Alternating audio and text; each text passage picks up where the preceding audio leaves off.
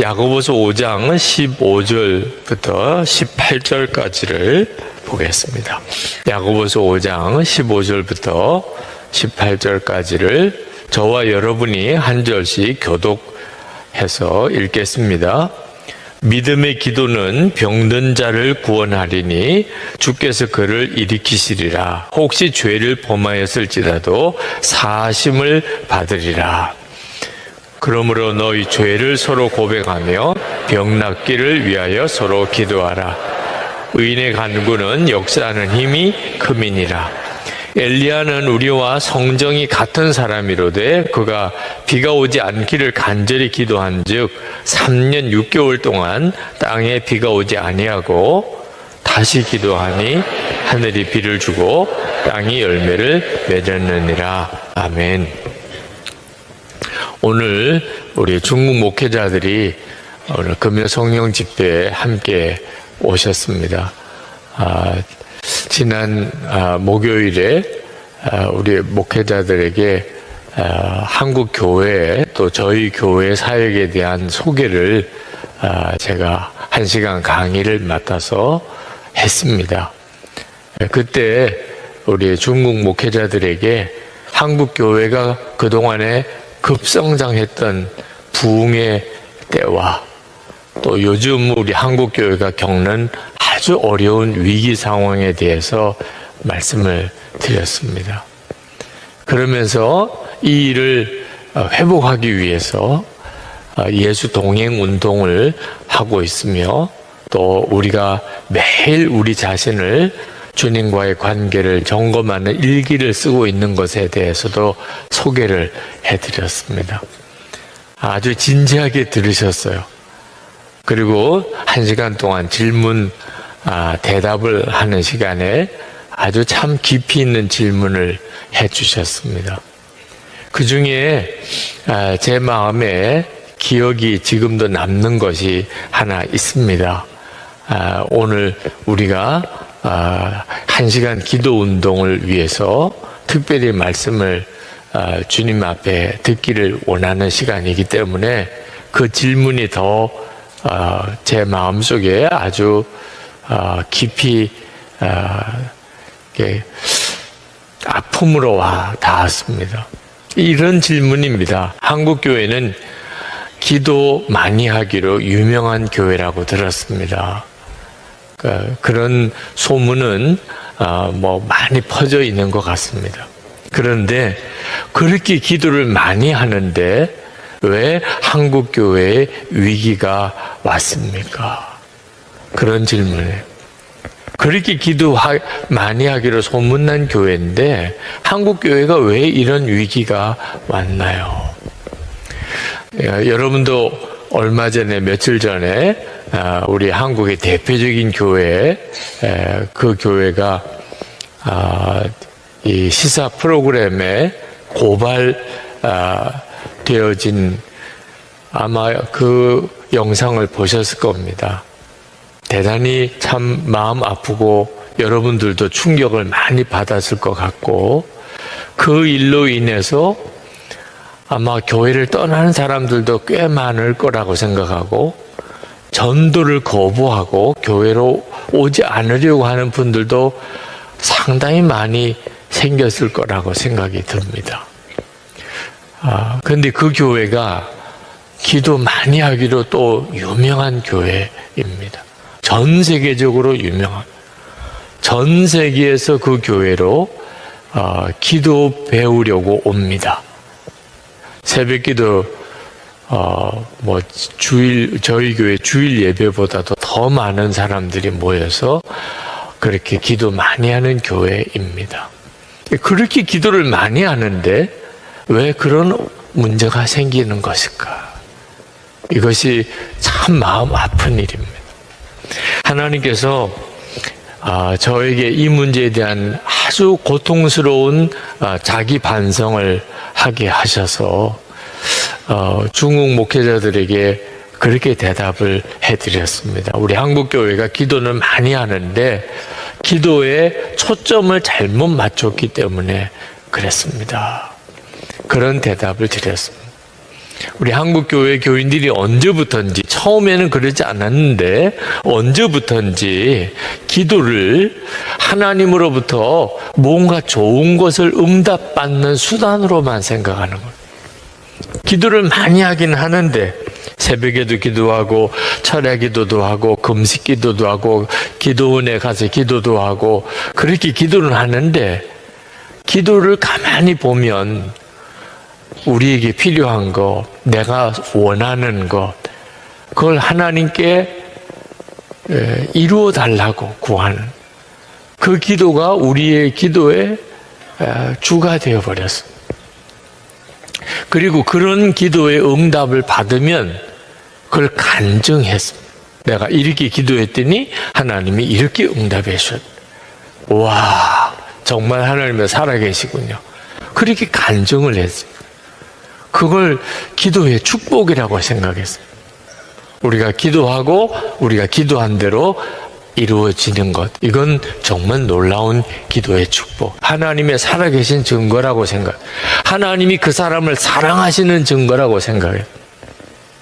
그러다 보니까 점점 어떤 추세로 가냐면 우리의 기도가 점점 욕심의 기도가 되기 시작하는 거예요. 성공하게 해주세요. 잘 되게 해주세요. 꼭 합격하게 해주세요. 꼭 고쳐주세요. 조금이라도 더 잘 살게 해주세요. 이런 형태의 기도가 된 것. 교회의 기도도 마찬가지예요. 조금이라도 교인이 더 많아지게 해주세요. 조금이라도 더 큰 예배당을 짓게 해주세요. 이런 기도로 점점점 마치 하나님이 우리에게 무슨 빚을 지고 있는 것처럼, 우리는 당당히 하나님께 요구하는 것처럼 기도를 그렇게 하기 시작하게 된 겁니다. 그러니까 기도는 많이 하는데 우리 속에는 욕심은 점점 더 커지는 것이에요. 결국은 한국교회가 엄청나게 부흥을 했고 큰 예배당들이 지어졌는데 한국교회는 사람들에게서부터 별로 기뻐하는 대상이 못 되게 되어버렸어요. 한국 교인들에 대해서 많은 믿지 않는 이들이 의도적으로라도 한국 교회를 굉장히 폄하하고 비난합니다. 아주 마귀는 호재를 만난 거죠. 마귀는, 그죠? 우리 교회 입장에서는 공정하게 평가를 못 받는다는 억울함이 있습니다.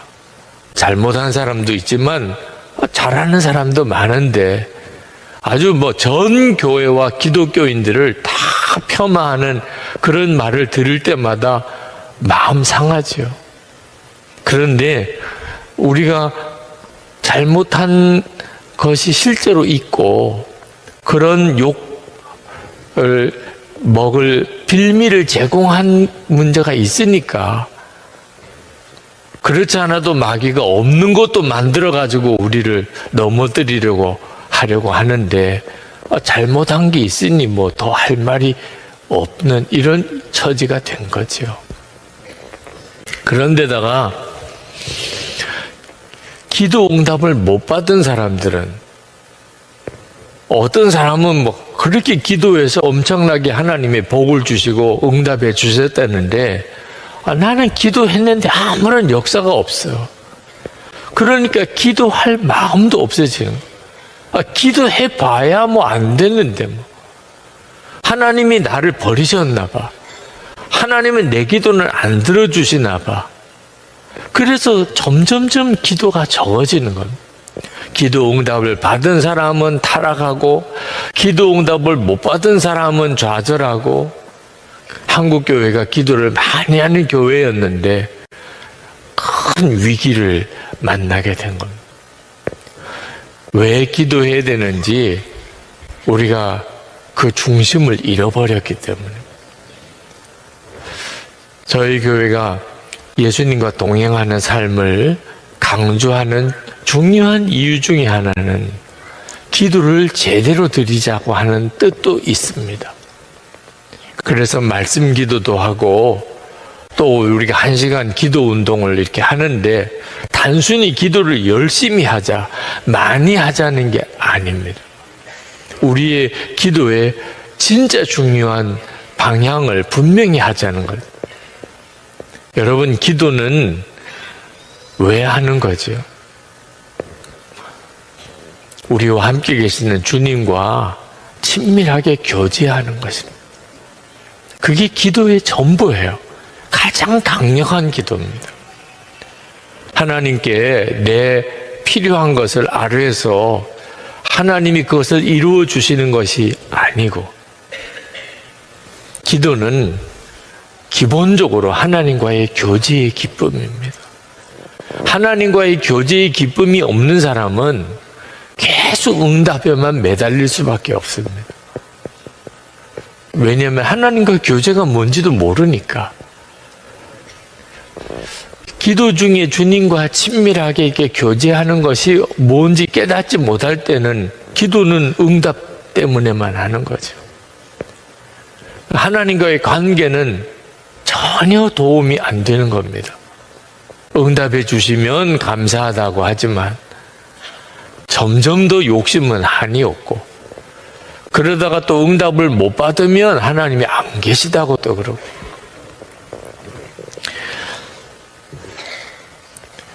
(2015년) 부산 지역의 신문에 실린 뉴스였는데, 부산에 가면 황령산이라는 산이 있습니다.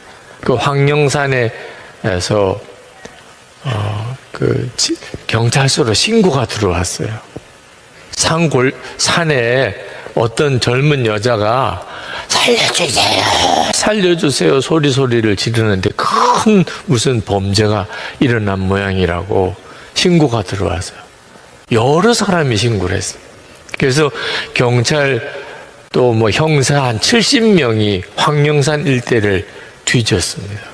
3시간 동안 그날따라 비가 오는데 비를 맞으면서 3시간 동안 도대체 어떤 젊은 여자가 큰 어려움을 겪고 있는가.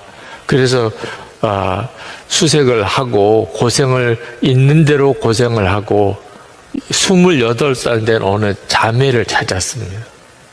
근데 그 자매가 무슨 해코지를 이렇게 당한 게 아니고 기도를 했어요.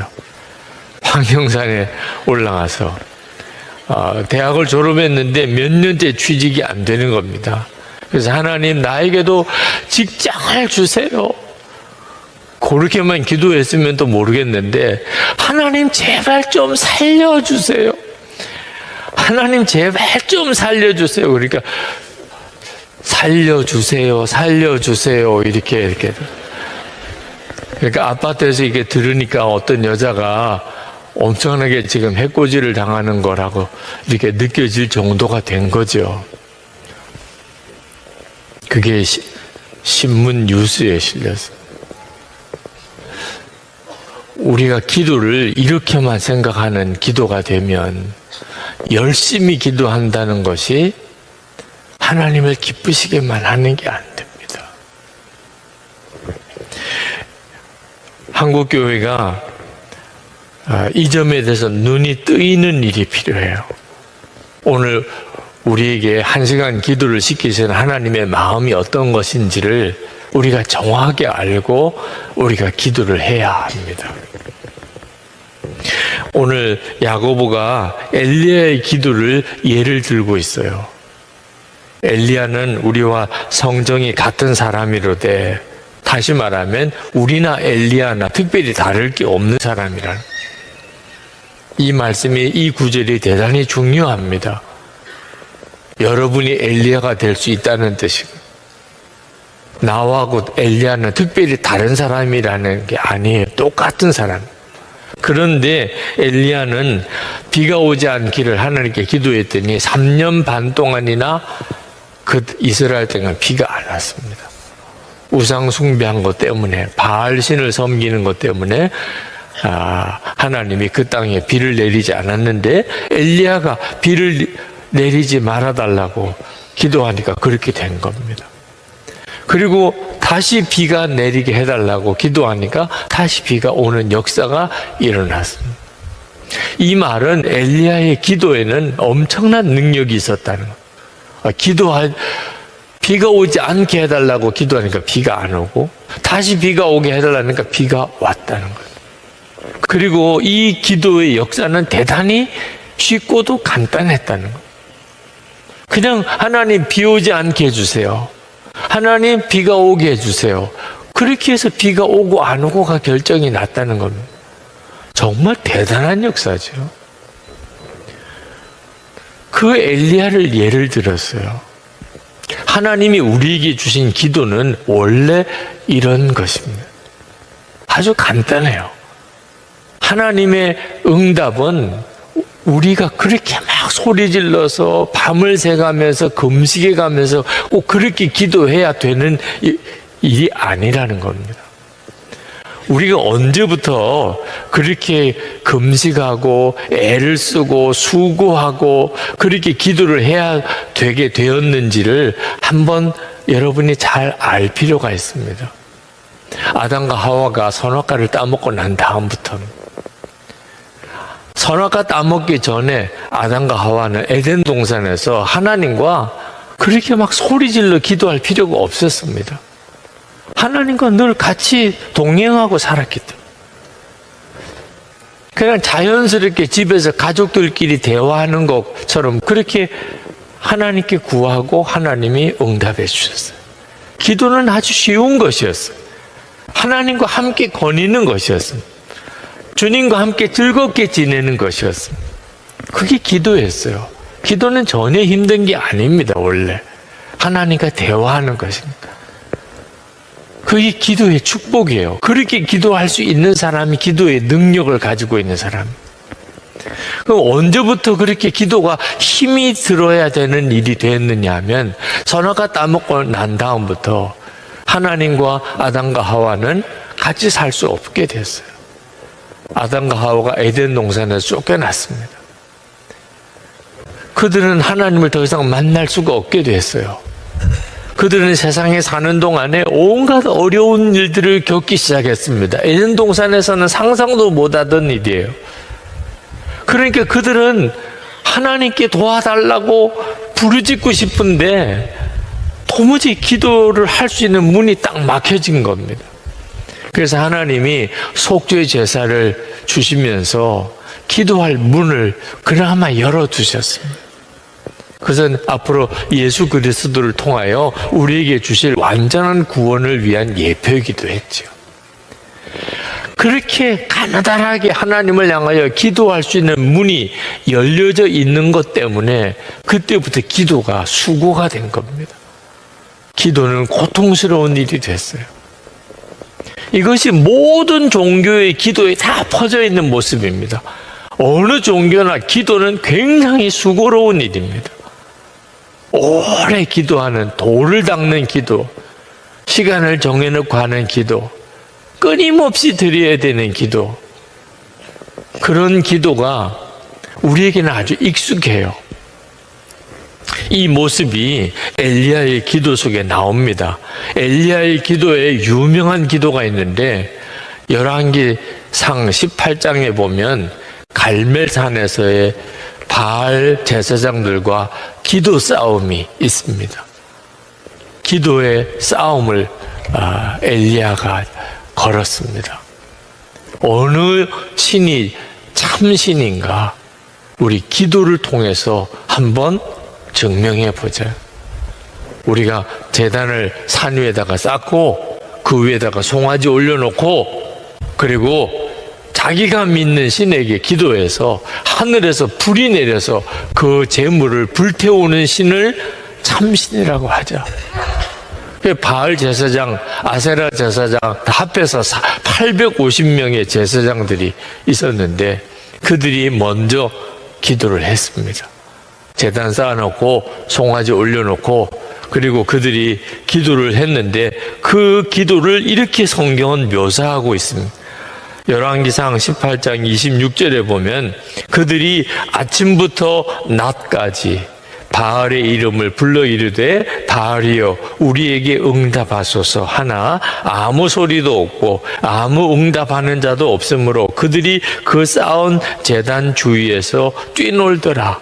하루 종일 기도했다. 하루 종일 제단 주변에서 아주 뛰면서 하루 종일 바알신에게 불을 내려달라고 기도했다는. 근데 아무런 응답이 없었어요. 그래서 엘리야가 조롱을 합니다. 조금 더 크게 해봐라. 조금 더 큰 소리를 해봐라. 아마 주무시나 보다. 혹시 외출했나 보다. 어디 길을 가고 있나 보다. 조금 더 크게 해봐. 조금 더 크게 해봐. 그러니 그 바알 제사장들이 얼마나 열을 받았겠어요. 28절부터 그들은 이렇게 기도합니다. 이에 그들이 큰 소리로 부르고 그들의 규례를 따라 피가 흐르기까지 칼과 창으로 그들의 몸을 상하게 하더라. 이같이 하여 정오가 지났고 그들이 미친 듯이 떠들어 저녁 소재 드릴 때까지 이르렀으나 아무 소리도 없고 응답하는 자나 돌아보는 자가 아무도 없더라. 자, 지금 여러분들이 들으신 이 바알 제사장들의 기도가 모든 종교에서 드리는 기도예요. 그런 기도 열심히 드리고 아주 광적으로 드리고 열광적으로 드리고 몸을 상해가면서 피를 흘려가면서 그렇게 거의 미친 듯이 그렇게 드리는 그런 기도, 그런 기도에 신이 응답한다고 생각하는 거예요. 우리가 기도를 열심히 해야 하지만 잘못하면 그러면 하나님이 기뻐하시는 기도가 아닌 기도를 드릴 수도 있게 되는 거예요. 자, 그에 비해서 엘리야가 드린 기도를 한번 보실까요? 엘리야는 온 백성을 다 오라 그랬어요.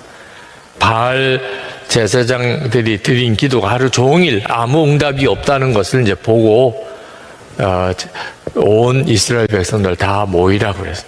그리고 돌 12개를 택해서 야곱의 12아들 상징하는 12지파를 상징하는 돌 12개로 제단을 쌓았습니다. 이미 여호와의 제단이 있었지만 다 무너졌는데 이 돌 12개로 제단을 수축을 했습니다. 그리고 그 위에다가 송아지를 잡아서 각을 떴습니다. 그리고는 그 백성들에게 물 4통에 물을 가득 채워서 물 4통을 가지고 그 재물 위에 쏟아 부으라 그랬어요. 지금 불을 붙여야 되는데 물을 쏟아 부으라는 거예요. 그걸 3번이나 하라. 12통의 물을 그 제단 위에다가 쏟아 부었습니다. 재물 위에 물이 그냥 가득 차서 흐르고 그 옆에 도랑을 팠는데 도랑에도 물이 가득 고였습니다. 그렇게 해놓고 그 다음에 이제 하나님께 나가서 기도하는 겁니다. 엘리야가 이렇게 기도하는 아주 간단히 기도합니다. 소리 지르거나 뭐 뛰거나 칼로 몸을 상하거나 뭐 미친 듯이 아주 발버둥을 치거나 하지 않습니다. 아브라함과 이삭과 이스라엘의 하나님 여호와여, 주께서 이스라엘 중에서 하나님이신 것과 내가 주의 종인 것과 내가 주의 말씀대로 이 모든 일을 행하는 것을 오늘 알게 하옵소서. 여호와여, 내게 응답하소서. 내게 응답하소서. 이 백성에게 주 여호와는 하나님이신 것과 주는 그들의 마음을 되돌이키심을 알게 하옵소서. 지금 엘리야가 이렇게 하는 건 하나님이 다 지시를 하셨다는 거예요.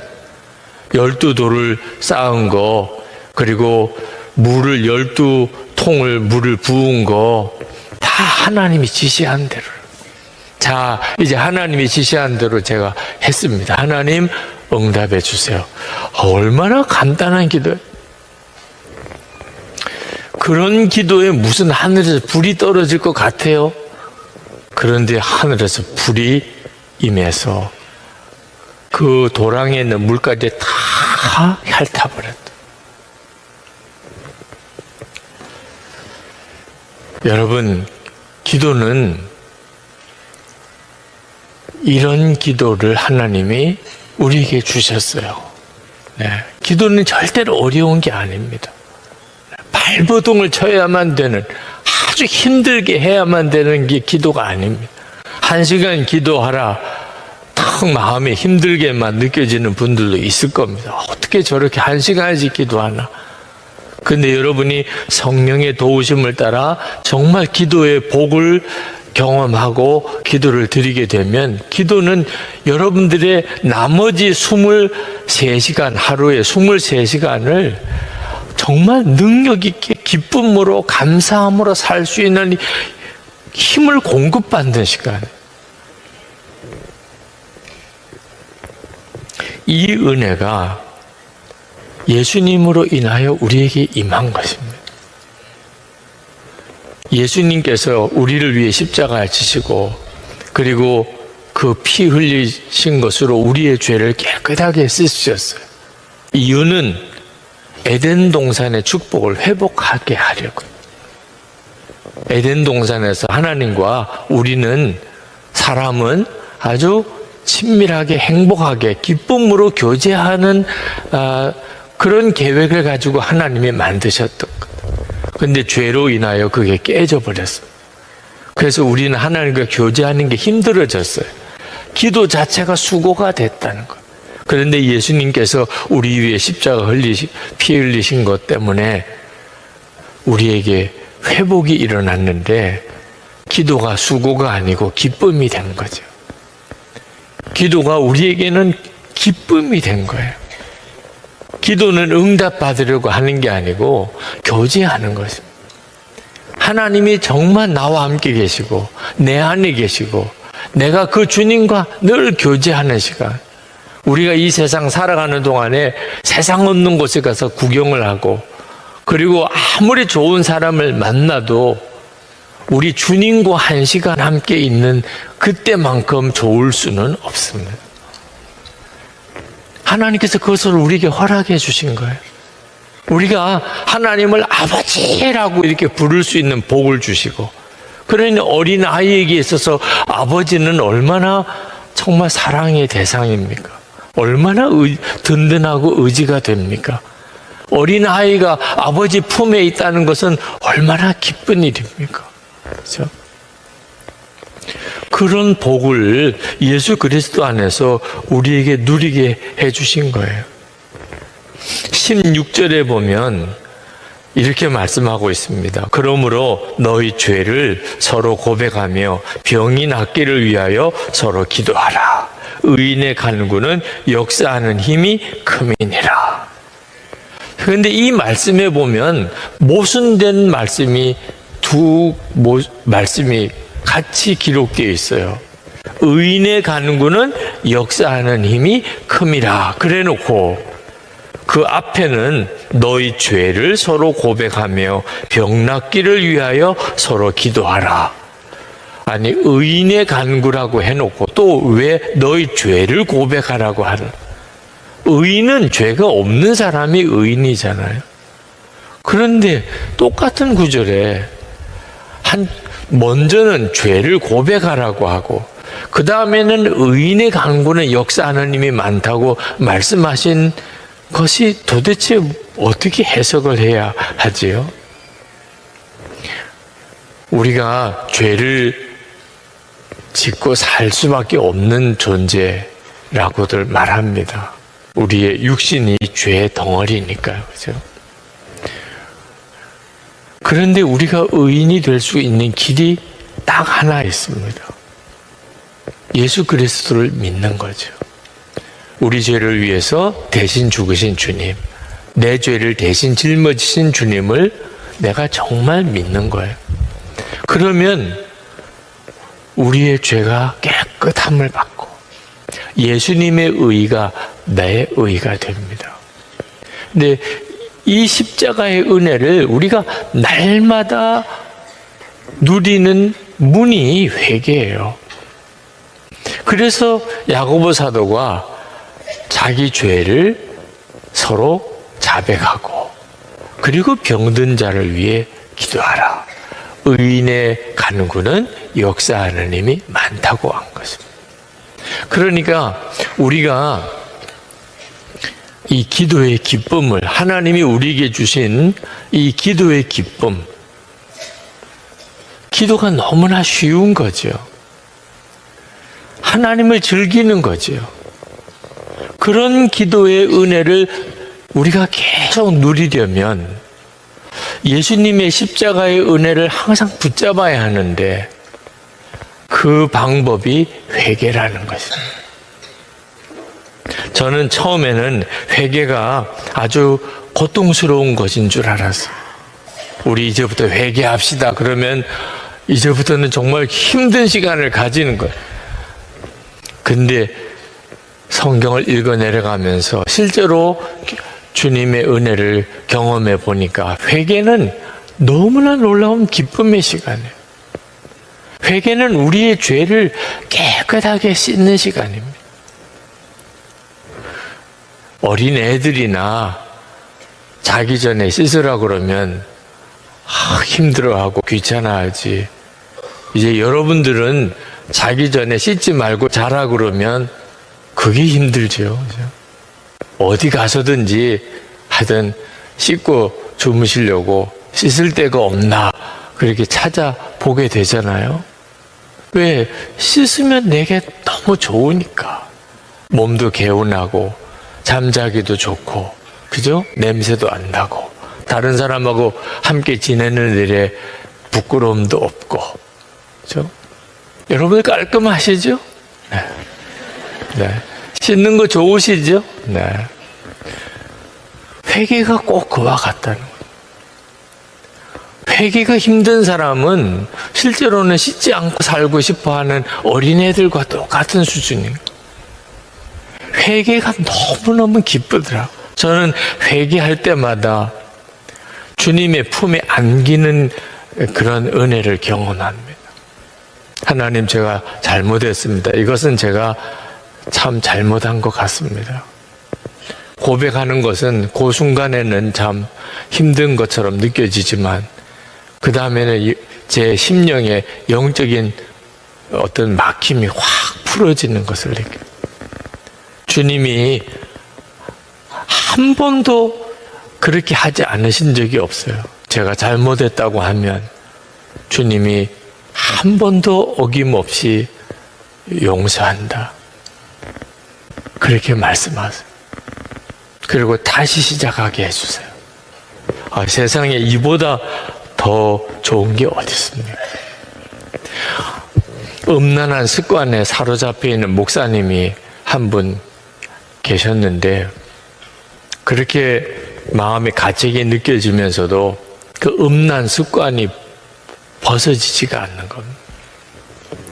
그것 때문에 괴로워하시다가 어느 날 딱 마음에 성령께서 그 목사님에게 아주 어릴 때 생각이 떠오르게 했습니다. 어릴 때 그 친척되는 분에게 그가 성적으로 그 어린애니까 그냥 그런 어떤 충동과 호기심 때문에 그런 어떤 추행과 같은 일을 했습니다. 잊어버렸어요. 아주 어린 때 일이니까. 그런데 갑자기 그 생각이 떠오른 거예요. 자기가 어릴 때 그렇게 했다는 거. 한 번도 자기가 그때 그 일을 한 것 때문에 회개한 적이 없다는 걸 알았어요. 하나님, 제가 그때 철이 없었고 너무 어렸고 그리고 어떤 성적인 충동에 내가 사로잡혀서 한 일이지만 생각해 보니까 너무나 잘못한 일. 이건 너무 수치스러운 일이에요. 근데 자기가 왜 그런 음란한 습관에 계속 사로잡혀 있었는지를 비로소 깨달았어요. 그 뿌리가 그때부터 내려가 있는 겁니다. 그래서 그가 하나님 앞에, 하나님, 제가 그때 제가 저질렀던 죄에 대해서 회개합니다. 정말 그것은 잘못된 일이었습니다.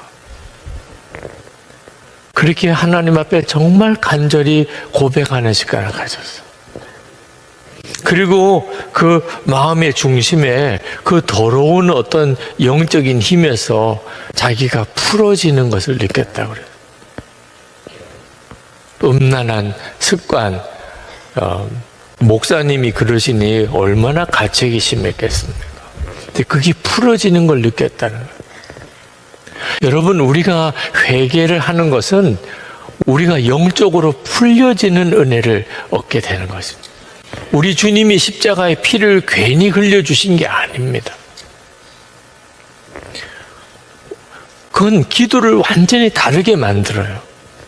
기도가 수고스럽고 고통스럽고 아주 어려운 일이 아니고, 기도는 기쁨이 되게 하고 힘을 얻는 시간이고, 기도는 내 속에 하나님의 능력이 임하는 역사를 이루는 것이라는. 그래서 초대교회 때는 병든 사람이 있을 때 그를 위해서 기도할 때, 요즘 같으면 병원에 가서 치료받을 수가 있지만 그 옛날에는 요즘 같은 의료 혜택이 없는 그때는 어떻게 하겠어요? 할 수 없이 성도들이 모여서 기도하는 수밖에 없죠.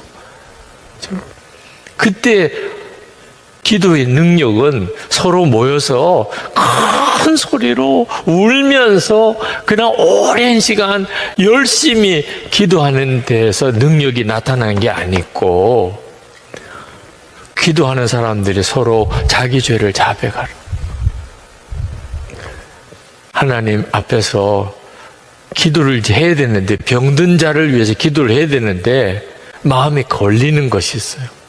예를 들면 아침에 부부싸움을 했다든지, 누구에게 거친 말을 했다든지, 내가 또 속으로 나쁜 생각을 품었다든지, 누구한테 거짓말을 했다든지, 하나님하고 약속한 걸 지키지 않았다든지, 우리가 기도를 해야 되는데 딱 마음에 걸리는 것이 있잖아요. 그걸 다 고백했다는, 서로 자기 죄를 고백하고, 기도가 풀어져야 되니까. 이제 주님이 정말 역사하실 수 있는 그런 기도를 드릴 수 있어야 되니까. 그렇게 자백하고, 그리고 병든 자를 위해 기도하라. 의인의 간구는 역사하는 힘이 많다. 예수님의 십자가의 보혈이 우리 안에 있으니 우리가 자백하면 우리 죄가 깨끗함을 받고, 그리고 하나님의 역사가 나타나는 것입니다. 여러분, 오늘 이 시간도 여러분에게 진정한 회개의 역사가 있기를 원합니다. 여러분, 절대로 회개를 건성으로 하지 마시기 바랍니다. 오늘도 기도가 잘 안 되신다면, 그러면 기도에 막힘이 있기 때문입니다. 기도가 막혀진 가장 중요한 이유는 죄입니다. 여러분 마음속에 어떤 죄가 느껴지고 그것이 아주 반복되는 죄라고 생각이 든다면, 오늘 하나님 앞에, 하나님, 제가 그런 죄를 지었으니 용서해 주세요, 이렇게만 하지 마세요. 그건 진정한 회개가 아니기 때문에 역사가 일어나기가 어렵습니다. 습관적으로 하는 회개는, 엄밀히 말해서는 진짜 회개라고 보기가 어렵습니다. 만약에 여러분이 계속 반복적으로 짓는 죄가 있다면 하나님께 이렇게 구하세요. 하나님, 제가 그 죄를 더 이상 짓고 싶지 않습니다. 만약에 제가 계속 그 죄를 짓게 된다면 하나님, 제 영혼을 아예 불러가 주세요. 더 이상 이 세상에 오래 살으면 죄를 더 많이 지을 거 아니에요. 하나님, 제 목숨을 걷어가 주세요. 아주 죽고 살기로 각오를 하고, 하나님, 제가 더 이상 그런 죄에 더 이상 짓고 싶지 않습니다. 하나님, 저를 차라리 그냥 데려가 주세요. 저를 죄의 종으로 그냥 두실 거면 제 영혼을 지금 걷어가 주세요. 여러분이 진짜 하나님 앞에 정말 죄를 끊어버리고 살기를 갈망하면 이미 그 능력을 주셨다니까요. 그래서 그것이 이루어지게 해주십니다. 그때 여러분이 경험하게 돼요. 기도가 확 열리게 됩니다. 이게 정말 놀라운 하나님의 역사죠. 여러분, 기도할 때 내가 기도한 대로 응답이 되나 조바심 내지 마세요. 요셉은 그렇게 하나님께 기도한 게 많았겠는데 하나도 응답 안 됐습니다. 그런데도 요셉은 계속 기도했어요. 그냥 주님이 함께 계시는 거 하나, 그거 하나만 확인이 되고 나머지는 하나도 응답이 안 되는 거예요. 감옥에도 가고 너무너무 비참해지는 처지까지도 내몰렸습니다. 그래도 요셉은 오직 하나 위로받고 힘없고 견뎌냈어요. 주님이 나와 함께 계시다. 그러다가 총리가 됐잖아요. 어느 날 총리가 됐습니다. 요셉은 총리가 되게 해달라고 기도한 적이 없어요. 그건 요셉의 생각 속에 있지도 않았습니다. 그건 전적으로 하나님의 계획 속에 있는 것이었어요. 우리가 주님과 함께 하는 것으로 충분합니다. 주님 지금 저와 함께 계시니 이건 뭐 응답 받은 거나 마찬가지입니다. 저는 주님이 저와 함께 계시는 그것이 정말 너무 좋습니다. 주님, 저는 주님이라고 이렇게 부를 수 있고 하나님을 아버지라고 부를 수 있는 것으로 인해서 저는 모든 것을 가진 것과 같습니다. 여러분이 진짜 기도의 기쁨을 거기다가 두셔야 돼요. 그러면 여러분을 통해서 하시려고 하시는 하나님의 역사가 놀랍게 이루어지게 됩니다. 여러분들과 함께 계신 주님을 믿는 게 그걸 믿음이라고 하는 거예요. 15절에 보면 믿음의 기도는 병든 자를 구원하리니 그렇게 말씀했는데 믿음의 기도라고 그랬어요. 우리가 다 예수님을 믿는 것 같은데 실제로는 우리가 정말 믿지 못합니다. 그래서 우리의 기도는 병든 자를 구원하는 능력 있는 기도가 못 되는 거예요. 어느 교회에 술이 잔뜩 취한 어떤 사람이 예배당 문을 막 두들기면서 흔드는 것 때문에 사찰 집사님이 할 수 없이 나가서 왜 그러시냐고. 나 누구 만나러 왔다는 거예요. 누구를 만나러 오셨는데 하나님이라는 분을 만나러 왔다. 그러면서 하나님 하고 막 소리를 치고 문을 두드리고 그러니까 그 사찰 집사님이 하는 이야기가 그런 분 여기 없다고. 네. 돌아가시라. 그런 분 여기 없다고.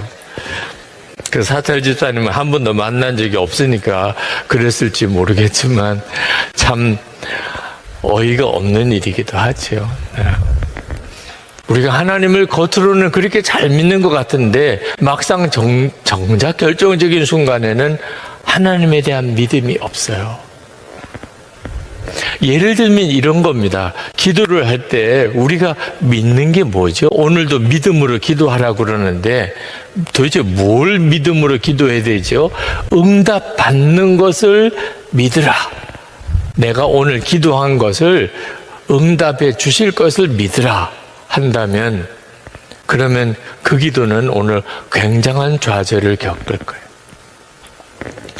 내가 안 믿어서 응답 안 해주셨나? 그건 도대체 어떻게 믿어야 되는 건가? 믿습니다라고 소리치면 되는 건가? 기도 응답을 믿으려고 하니까 믿음을 갖기가 어려운 거예요. 그러면 도대체 뭘 믿는 거죠? 지금 우리와 함께 계시는 주님을 믿는 거예요. 여러분 마음에 주님이 계시고 오늘 여러분을 여기까지 부르셨다는 것을 믿기가 힘듭니까? 그건 너무나 당연한 거 아니에요. 여러분이 오늘 이 자리에 와 있다는 것 자체가 주님이 여러분을 여기까지 인도하셨다는 확실한 증거잖아요. 그럼 뭘 믿기가 힘들 게 뭐가 있어요? 여러분이 주님이 나와 함께 계시는 그것을 믿고 기도하라는 거예요. 내가 지금 드리는 기도는 이건 정말 이루어질 것 같지가 않아요. 그러나 주님이 나와 함께 계시는 것은 너무나 분명해요. 그래서 주님께 맡겨드립니다. 그렇게 기도하라. 그러면 여러분이 믿음으로 기도하는 자리에 들어가게 됩니다. 주일 예배 끝나고 어느 분이 오셔서 인사를 하시는데 뭐라고 그러시냐면, 목사님, 저 대장암에서 고침을 받았습니다. 깜짝 놀랐어요. 지난번에 목사님이 저를 위해서 기도해 주셨죠. 그래서 제 대장암이 깨끗하게 치유됐다. 저는 그분이 대장암인 줄도 몰랐고 그분도 그날 처음 보는 것 같았어요. 당신은 전에 기도를 받고 가셨대요. 대장암인데 기도해 주십시오. 제가 그분을 위해서 기도했는데 그 뒤에 하나님이 고쳐주셨다는 거예요. 저는 전혀 알지 못했는데 그때 제가 깨달았어요. 제가 그날 그분이 대장암인데 저를 위해서 기도해 주십시오. 그분이 대장암에서 고침을 받을 것을 믿고 제가 기도를 했을까요? 사실 저도 암 환자가 이렇게 오시면 정말 가슴이 조마조마해요. 네. 이분이 정말 고침을 받을 수 있을까? 암에서 정말 기적적인 치유를 받을 수 있을까? 혹시 고침을 받지 못하면 어떡하나? 그런 의심이 제 속에 계속 같이 들어일어요. 하나님은 기적을 행하시는 하나님이셔. 그러나 또 아닌 사람들도 많던데 그런 경우를 저도 똑같이 겪지요. 저는 기도를 받으러 오시는 분들이 오면 이제는 딱 하나만 믿습니다. 주님이 함께 계시는. 그분이 고침을 받을지 어떨지는 저는 모르지만 주님이 그분을 제게 오게 하셔서 기도를 받게 하셨다는 거 하나만 믿어요. 주님, 이분에게 역사해 주소서. 주님의 손을 이분에게 대어 주소서. 그러니까 기도할 때마다 그렇게 담대해요. 주님을 믿으니까. 오늘 이 시간에 여러분도 응답 받을 것을 믿는 게 아니고 지금 여러분과 함께 하시는 주님을 믿으시기를 바랍니다. 오만에 있는 오정석 선교사님, 너무나 답답하고 힘들고 어려운 일이 많아서 완전히 마음이 낙심이 되어져 있을 때, 그때 주님이 마음에 그런 마음을 주시더래요. 너는 왜 결과에만 그렇게 연연하냐? 나의 성품을 주목하라. 그래서 그 선교사님이 기도하면서 하나님, 도대체 주님은 어떠신 분인가를 계속 믿음으로 바라봤습니다. 너무너무 상황이 어렵고 모든 일이 잘 안 되는 어려운 가운데서 참 놀랍게도 마음의 기쁨이 일어나고 감사가 일어나고 찬양이 일어나고 영적으로 완전히 회복이 되어버렸어요. 주어진 현실을 바라보면 기도가 점점 낙심이 됩니다.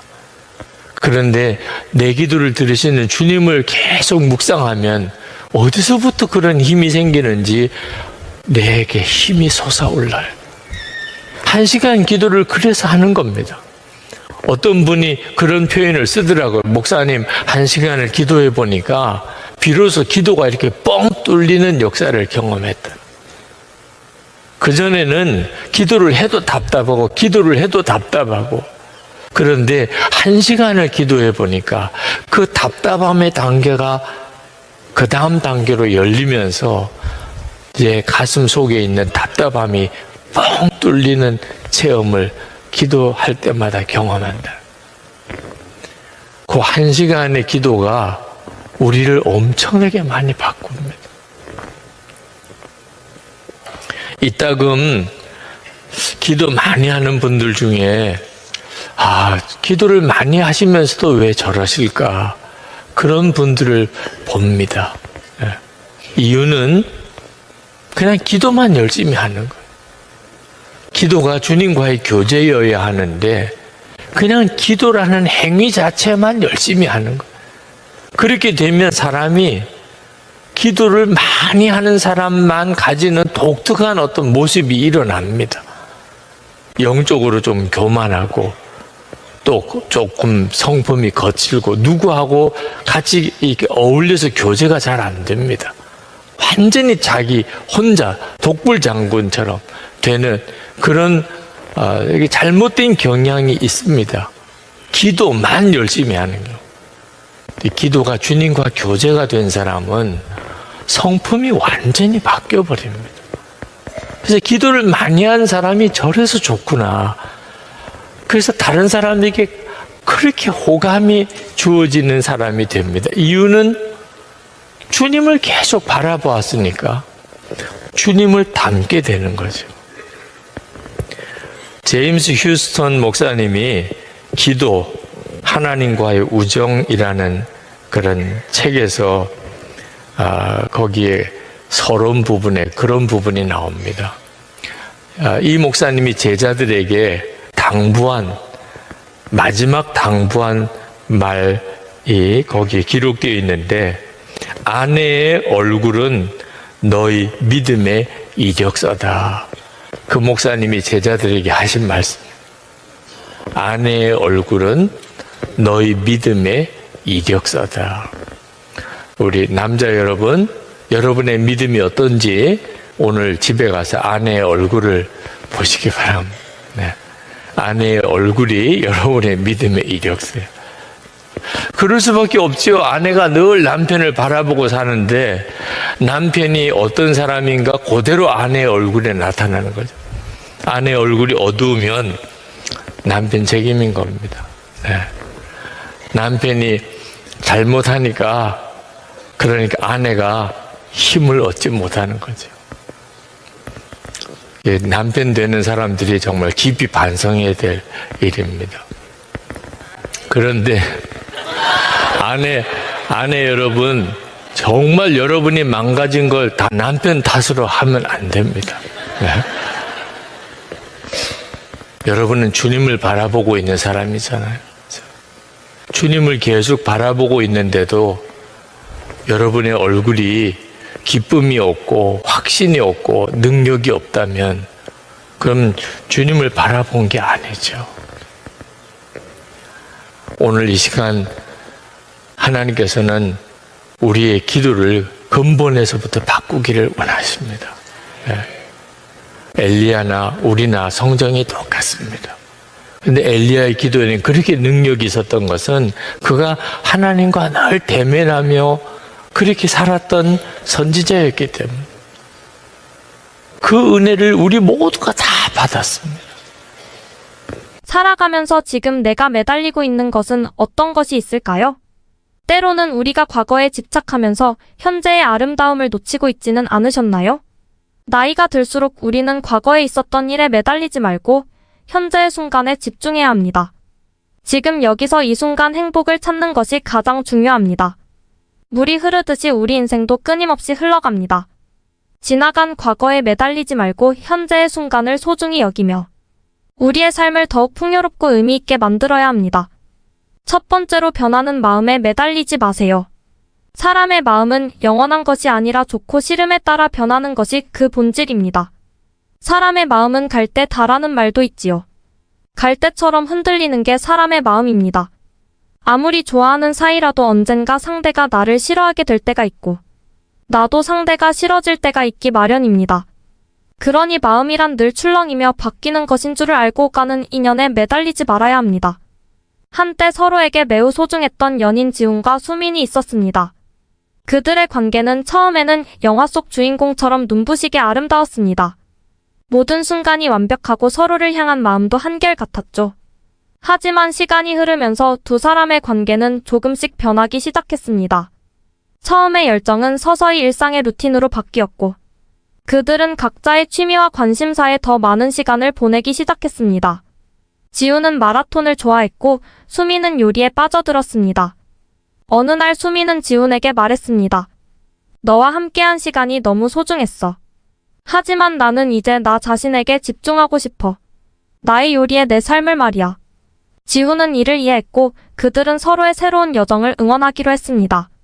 시간이 더 흘러 우연히 마라톤 대회에서 두 사람은 다시 마주쳤습니다. 지훈은 마라톤에 참가했고 수미는 푸드트럭에서 요리를 하고 있었습니다. 그들은 서로를 보며 미소를 지었습니다. 지우는 수미에게 말했습니다. 우리의 관계가 변했지만 여전히 너는 내 삶에서 중요한 사람이야. 수미는 환하게 웃으며 답했습니다. 나 또한 마찬가지입니다. 우리가 각자의 길을 걷고 있지만 서로를 응원하는 것은 변화가 반드시 나쁜 것만은 아니며 각자의 성장과 발전을 이해하는 중요한 과정일 수 있습니다. 살아가면서 수많은 사람들을 만나며 얽힌 관계를 맺습니다. 그러나 중요한 것은 사람의 마음이 영원히 같은 상태로 머무르지 않는다는 사실입니다. 사람의 마음은 시간과 상황에 따라 변합니다. 우리가 어떤 일을 매우 좋아할 수도 있고 때로는 누군가와 멀어질 수도 있습니다. 이는 자연스러운 일입니다. 특히 나이가 들면서 우리는 많은 관계를 경험하고 그중 일부는 변하거나 끝날 수도 있습니다. 만약 내가 너한테 어떻게 했는데 내가 그럴 수가 있어라는 반응을 보인다면 나 자신만 괴롭고 내가 그 사람을 너무 잘못 이해했다 생각해보는 것은 어떨까요? 우리의 삶에서 만나는 모든 사람들은 소중한 인연입니다. 하지만 인연은 때로는 오고 가는 것이며 이는 삶의 자연스러운 부분입니다. 때로는 누군가와의 관계가 하거나 멀어지는 것을 받아들이는 것이 필요합니다. 이것은 우리가 삶의 흐름에 순응하려던 생활을 즐기거나 자기 개발을 하는 것이 나를 지키는 일입니다. 자신만의 삶을 풍요롭게 하는 것이 중요합니다. 만난 사람이 연인이든 친구든 만난 기간만큼 감사한 마음을 가지면 되는 것입니다. 영원한 관계는 없습니다. 우리의 삶에서 우리와 함께한 모든 사람들에게 감사하는 마음을 가지면 됩니다. 그들과의 관계가 어떻게 변하든 그들은 우리의 삶의 일부였으며 우리에게 소중한 경험을 선사했습니다. 각 관계에서 배운 교훈과 아름다운 추억을 소중히 간직하는 것이 우리의 삶을 더욱 풍요롭게 만듭니다. 여러분, 인생은 변화의 연속입니다. 변화하는 관계에 매달리지 않고 각 순간을 소중히 여기며 살아가는 것이 우리가 할 수 있는 가장 아름다운 일입니다. 자신의 삶을 사랑하고 변화하는 관계 속에서도 자신을 잃지 않는 여러분이 되시길 바랍니다. 인생은 강과 같습니다. 강물은 항상 흐르고 우리는 그 흐름을 따라가야 합니다.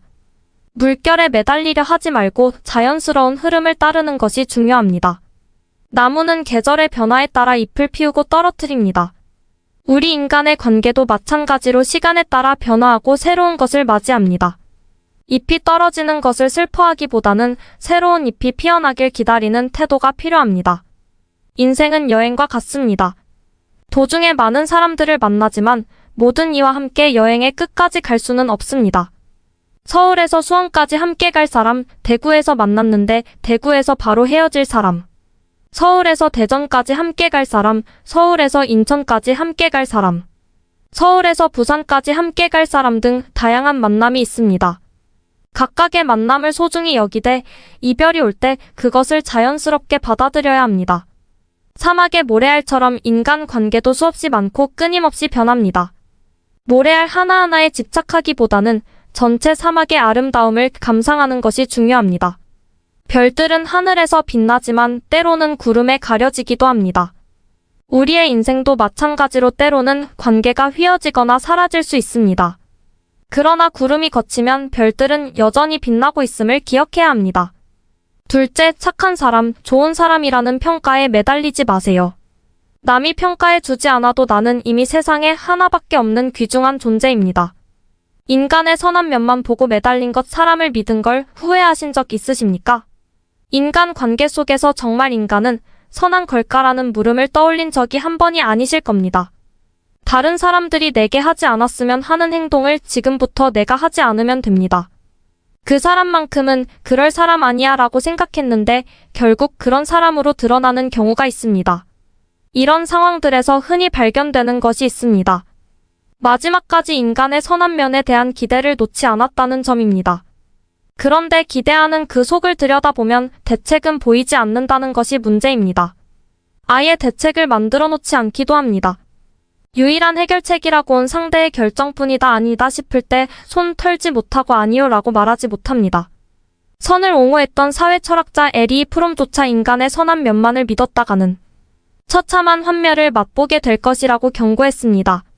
타인에게 무조건적인 이웃 사랑을 베풀 때 자신을 희생시키는 결과로 이어질 수 있습니다. 자기 자신을 지키는 건강한 경계를 설정하는 것이 중요합니다. 아니요 라고 말할 줄 아는 용기가 때로는 필요합니다. 타인에 대한 신뢰는 중요하지만 신뢰만으로 모든 문제를 해결할 수 없습니다. 상황을 현명하게 판단하고 필요한 경우에는 스스로 결정을 내리는 책임감을 가져야 합니다. 우리의 내면 평화를 유지하는 것이 중요합니다. 타인의 평가에 일일비하지 않고 스스로의 가치를 인정하며 살아가는 것이 우리의 삶을 더욱 풍요롭게 만듭니다. 우리는 나이를 먹어가며 많은 것을 배웁니다. 타인의 평가에 매달리지 않고 자신의 가치를 스스로 인정하는 여러분이 되시기를 바랍니다. 이것이 바로 진정한 성숙함과 지혜의 길입니다. 바다는 수많은 강물을 받아들이지만 그 자체로 변하지 않습니다. 우리도 타인의 평가를 듣지만 그것이 우리 본연의 가치를 바꾸지는 않습니다. 자신만의 본을 지키며 살아가는 것이 중요합니다. 가을 숲은 잎이 떨어질 때 가장 아름답습니다. 잎은 떨어지는 것을 슬퍼하지 않습니다. 우리도 타인의 평가에 연연하지 않고 자신의 본질적인 아름다움을 깨닫는 것이 중요합니다. 거울은 다양한 모습을 반영하지만 그 자체는 변하지 않습니다. 우리도 타인의 의견을 들을 수 있지만 그것에 흔들리지 말고 자신만의 중심을 유지해야 합니다. 바위는 파도에 씻겨도 그 형태를 잃지 않습니다. 이 인생에서 타인의 평가에 의해 쉽게 변하지 않는 강인함을 유지하는 것이 중요합니다. 산은 계절이 바뀔 때마다 다른 모습을 보여주지만 그 본질은 변하지 않습니다. 우리도 세상의 다양한 의견 속에서도 자신만의 본질을 잃지 않는 것이 중요합니다. 셋째, 상처가 되는 과거에 매달리지 마십시오. 지난 일을 상처로만 받아들이면 그것은 내 인생의 짐으로 남을 뿐이지만 그것을 경험으로 받아들이면 나는 더 나은 인간으로 성장할 수 있습니다. 지난 일을 괴로워하며 낭비하는 지금 이 순간에 다시 오지 않는 소중한 현재가 우리 곁을 지나가고 있습니다. 그러니 이렇게 낭비해버린 오늘 하루가 나중에 돌아보면 또한 후회하는 지난날이 되게 하지 말아야 합니다. 우리 모두의 삶에는 힘들고 아픈 기억이 있습니다. 그러나 그 상처를 계속해서 안고 가는 것은 우리의 삶을 무겁게 만듭니다. 힘들고 아픈 상처의 진보따리, 내가 모르고 저었던 실수의 진보따리, 부모님부터 받은 아픈 기억의 진보따리, 연인과의 헤어짐으로 받은 상처의 보따리, 친한 친구에게서 받은 배신의 보따리, 돈을 빌려주고 돈을 잃고 친구 일로 마음에 상처받은 보따리, 친구에게 보증서를 주고 내 집까지 다 날려먹은 상처 보따리. 이제 이 모든 것을 내려놓으십시오. 들고 있으면 너무 무겁습니다. 물론 인간이기에 배신이 아픔이 너무 커서 내려놓기가 쉽지 않습니다. 그렇지만 지나간 과거보다는 앞으로 살아갈 날이 더 많습니다. 지나간 버스는 보내주십시오. 새로운 버스가 몇 분 뒤에 온다고 전광판을 보면 보입니다. 버스가 새로 온다는 걸 알려주는 전광판처럼 우리의 새로운 소식도 앞서 가신 지혜로운 성인들의 경험이 바로 그 삶의 전 영광이 될 수 있습니다. 오래 사신 노인 한 분이 돌아가시면 도서관이 하나 없어지는 것과도 같다는 말이 있습니다. 그러므로 예성인 경험과 지혜를 본받는 것은 우리의 삶에 큰 영향력을 끼칩니다. 중요한 것은 그 경험들을 배움의 기회로 삼고 그로 인해 성장하는 것입니다. 과거는 바꿀 수 없지만 우리의 반응은 바꿀 수 있습니다. 지나간 일에 대해 계속해서 괴로워함으로써 시간을 낭비하면 우리는 현재의 소중한 순간을 놓치게 됩니다. 현재는 다시 오지 않는 시간입니다. 오늘을 의미 있게 보내기 위해 노력하는 것이 중요합니다. 우리는 과거에 얽매이지 않고 매일을 의미 있게 살아가야 합니다. 오늘 하루를 낭비하면 그것은 또 다른 후회로 남을 수 있습니다. 매 순간을 소중히 여기며 살아가는 것이 후회 없는 삶을 만듭니다. 과거의 실수나 상처를 용서하는 것이 중요합니다. 자신을 용서하고 그 경험을 통해 더 나은 사람이 되기 위해 노력하는 것이 중요합니다. 매일은 새로운 시작입니다. 과거에 매달리지 말고 새로운 하루를 활기차게 시작하는 것이 중요합니다. 새로운 경험을 하고 새로운 관계를 맺으며 삶을 풍요롭게 만들어 갑시다. 우리의 삶은 과거의 연속이 아니라 현재의 연속입니다. 과거의 상태에 매달리지 않고 오늘을 소중히 살아가는 여러분이 되시기를 바랍니다. 그것이 우리가 삶에서 얻을 수 있는 가장 큰 선물입니다. 가을이 지나가면 겨울이 옵니다. 하지만 그것은 봄을 준비하는 시간입니다. 우리의 삶도 마찬가지로 과거의 상처는 다가올 봄, 즉 새로운 시작을 위한 준비 과정입니다. 나무가 겪는 폭풍은 그것을 더욱 강하게 만듭니다. 인생에서의 고통과 시련도 우리를 더욱 강하고 지혜로운 인간으로 성장시키는 과정인 것입니다. 강물이 바위를 깎아내는 것처럼 시간은 과거의 상처를 치유합니다. 세월이 야기하다 말이 있습니다. 중요한 것은 흐르는 시간 속에서 새로운 가능성을 찾는 것입니다. 별들은 밤하늘에서 가장 어두울 때 가장 밝게 빛납니다. 우리의 삶도 마찬가지로 가장 어려운 시기가 가장 큰 성장의 기회를 줍니다. 모든 꽃은 봄을 기다립니다. 과거에 겨울이 있었기에 봄의 꽃은 더욱 아름답습니다. 우리의 삶도 과거의 어려움을 겪은 후에야 진정한 아름다움을 발견할 수 있습니다. 과거의 상처가 현재와 미래에 긍정적인 변화를 가져올 수 있습니다. 우리는 과거의 경험을 통해 성장하고 더 나은 내일을 향해 나아갈 수 있습니다. 네 번째로, 잘 맞지 않는 사람들과 인맥을 유지한다는 명목으로 많은 시간을 보내며 매달리지 마십시오. 함께 있으면 어색하고 불편한 사람들과 많은 시간을 낭비하지 마십시오. 맞지 않는 옷을 입은 것 같이 불편한 사람들과 언제 끊어질지 모르는 위태로운 관계를 유지하는데 많은 시간을 쓰기보다는 함께할 때 비로소 나다워질 수 있는 사람들과 많은 시간을 보내야 합니다. 나를 충실히 하는 것을 잊으면 인맥도 소용없고 인생을 살아가는 동력도 잃어버리기 쉽습니다. 우리는 때때로 관계를 유지하기 위해 많은 시간과 노력을 소모합니다. 하지만 그 관계가 자신에게 맞지 않을 때 그것은 부담이 되지 않습니다. 함께 있을 때 불편함을 느끼는 사람들과의 관계는 우리의 삶을 더 힘들게 만들 수 있습니다. 진정으로 소중한 관계는 우리를 편안하게 하고 우리의 진정한 모습을 드러낼 수 있게 해줍니다. 이러한 관계는 우리의 삶을 풍요롭게 하고 삶의 질을 높여줍니다. 가장 중요한 것은 자기 자신에게 충실하는 것입니다. 자신을 잃지 않고 자신의 가치와 삶의 방향에 집중하는 것이 중요합니다. 이를 통해 우리는 더 건강한 관계를 맺을 수 있습니다. 우리의 시간과 에너지는 한정적입니다. 따라서 이를 올바른 관계에 사용하는 것이 중요합니다. 우리를 진정으로 이해하고 지지해주는 사람들과 시간을 보내는 것이 더 중요합니다. 나중에 돌이켜볼 때 우리는 우리 삶에서 중요한 관계들을 기억하게 됩니다. 잘 맞지 않는 관계의 시간을 낭비하기보다는 관계를 만들고 유지하는 것이 중요합니다. 여러분 인생에서 중요한 것은 함께할 때 비로소 나다워지는 사람들과의 관계입니다. 이러한 관계를 소중히 하며 살아가는 것이 우리의 삶을 더욱 풍요롭게 만듭니다. 자신에게 충실하며 진정으로 가치 있는 관계를 맺는 여러분이 되시기 바랍니다. 정원에서 잘 자라지 않는 식물은 다른 환경으로 옮기는 것이 좋습니다. 마찬가지로 우리 삶에서 잘 맞지 않는 관계는 우리가 성장할 수 있는 새로운 환경을 찾는 계기가 되어야 합니다. 나비가 되기 위해서는 고치를 벗어나야 합니다. 인간 관계도 마찬가지로 때로는 편안한 고치를 벗어나 자신의 진정한 모습을 찾아 나서야 합니다. 바다는 다양한 강물을 받아들이지만 모든 강물을 받아들일 수는 없습니다. 우리 삶도 마찬가지로 모든 관계를 유지하기보다는 진정으로 우리와 맞는 관계에 집중하는 것이 중요합니다. 햇빛을 받지 못하는 꽃은 시들어갑니다. 사람도 자신에게 맞지 않는 관계에서는 자신의 빛을 잃게 됩니다. 자신에게 맞는 환경에서 꽃처럼 피어나야 합니다. 산을 오르는 등산객은 자신에게 맞는 길을 찾아야 합니다. 모든 길이 모든 사람에게 맞는 것은 아닙니다.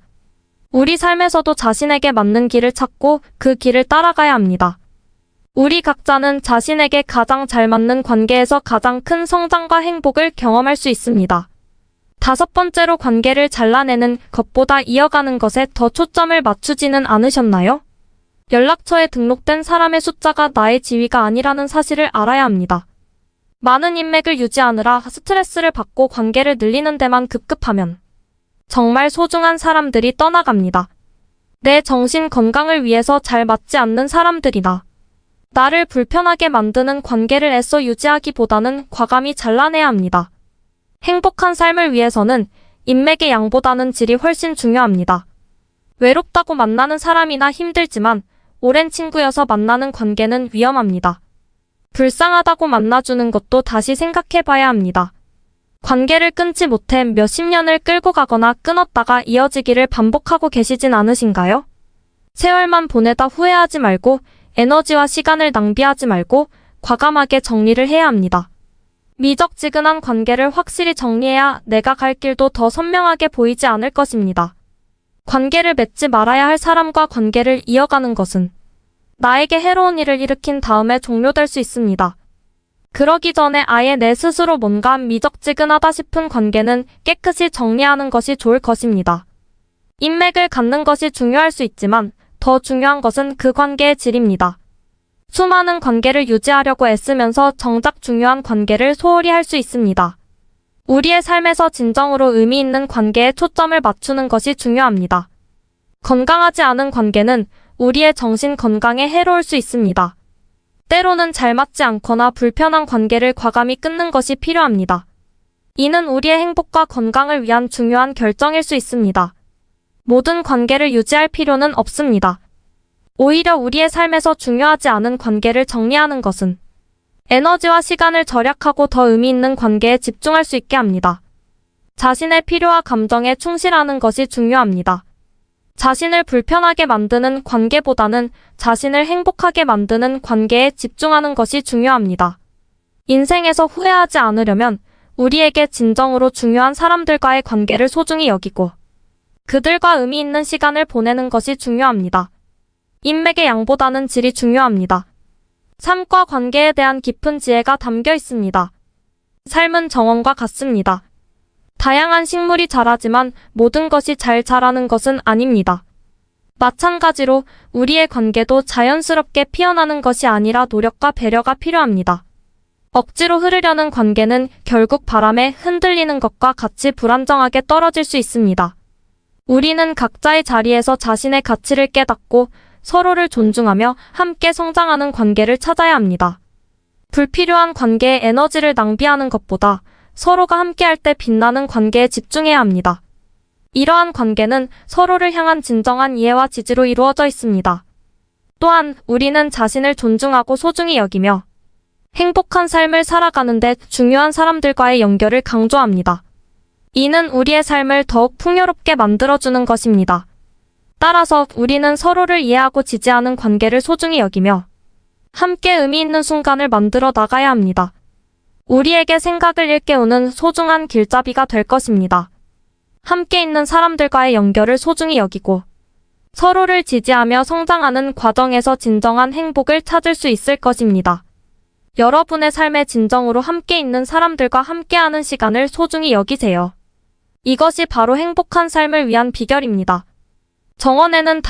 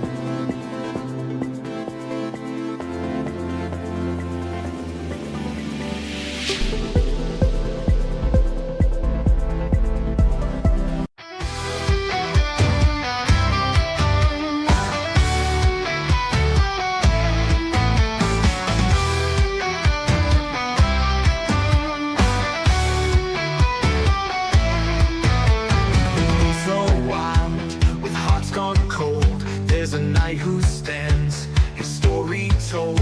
He rides with grace in armor bright, fighting the dark with love, not might. He lifts the broken, gives them hope. With gentle words, he helps them cope. No sword of steel, but heart of gold. He leads with warmth, his spirit bold. He's got no shield, just open arms. Spreads the light and stops the harm. It's cooler to be kind, let the love unwind. The white knight's way is the path we find. In a world that's lost, he shows the light. It's cool to be kind, it's cool to do right. He's a hero with no fight, just love in his hands, spreading hope across the lands. It's cooler to be kind, to lift and to shine. The white knight's way, a love divine.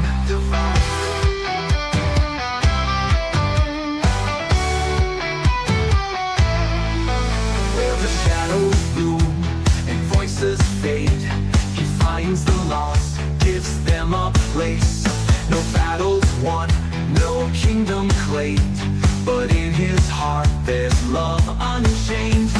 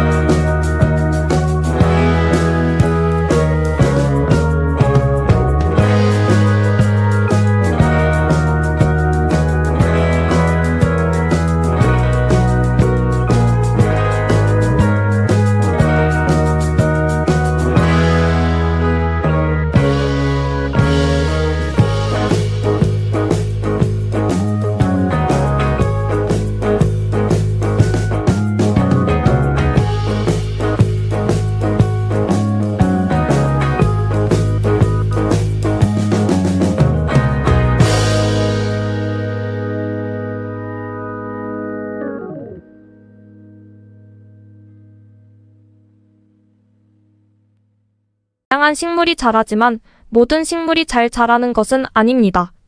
관계도 마찬가지로 우리의 삶에서 잘 자라는 관계에 물과 햇빛을 주어야 합니다. 강물이 바다로 흘러가듯이 인생에서도 중요한 관계는 자연스럽게 유지됩니다. 억지로 흐르려 하는 강물은 결국 바다에 이르지 못합니다. 숲속의 나무들은 모두 다른 곳에서 자라납니다. 우리의 관계도 마찬가지로 각자의 자리에서 가장 잘 자라는 관계를 찾아야 합니다. 바람에 흔들리는 나무집 인생에서도 불필요한 관계는 자연스럽게 떨어져 나갑니다.